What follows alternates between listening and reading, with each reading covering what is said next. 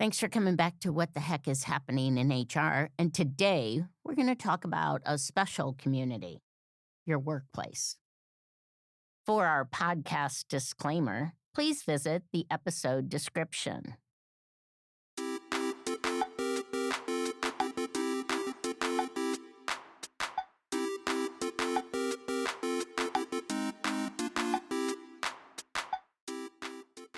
Thanks for coming back to What the Heck is Happening in HR. And today we're going to talk about our shared purpose, our workplace, the reason we show up, whether it's in person, whether it's on Zoom, whether it's a hybrid.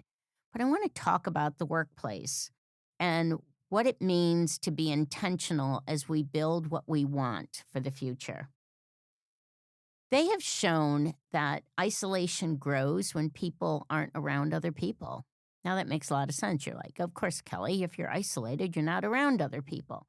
Well, you might be around other people, but you might not be around other people who have that shared purpose, whatever that mission is that you work towards every day, whether it's your not for profit or whether it's the engineering firm you're working for that's making the next great spaceship, whatever that main purpose is, that ability to rally around it. If you don't have it, it ends up creating isolationism, I guess. That government word would be the same as what it could be for people. So when belonging is not there, we end up creating all sorts of issues for our community, for the workplace, for our products, and for each other. And when you're exhausted because of that loneliness, and remember, there's a difference being alone and being lonely. The exhaustion that comes from that can be really hard to get out of. So when you can create a workplace that actually increases belonging, you're going to have lower turnover. Studies show it over and over again. You're going to have higher performance.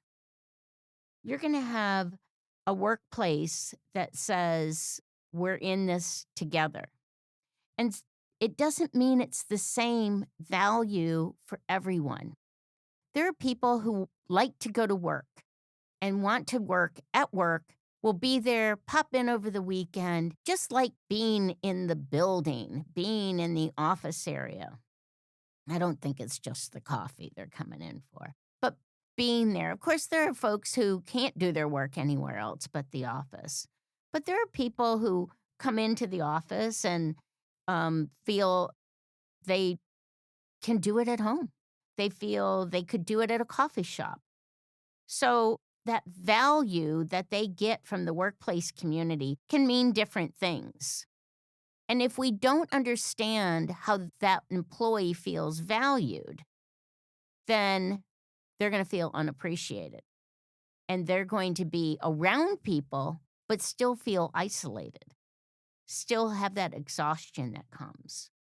I mean, when you look at the workplace community today, it reminds me of looking at the way we communicate and the way the media is. I mean, years and years ago, it was, just Sunday community gatherings. There weren't the electronics. There wasn't any other way to make that happen. All the news was shared.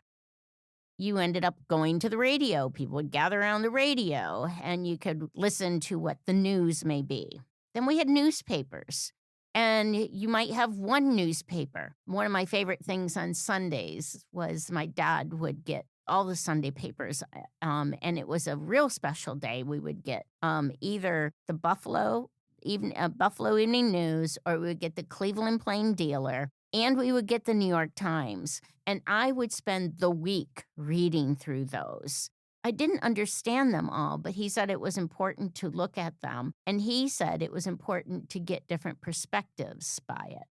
But I remember thinking, so if I only read one paper, I'm only going to have one perspective.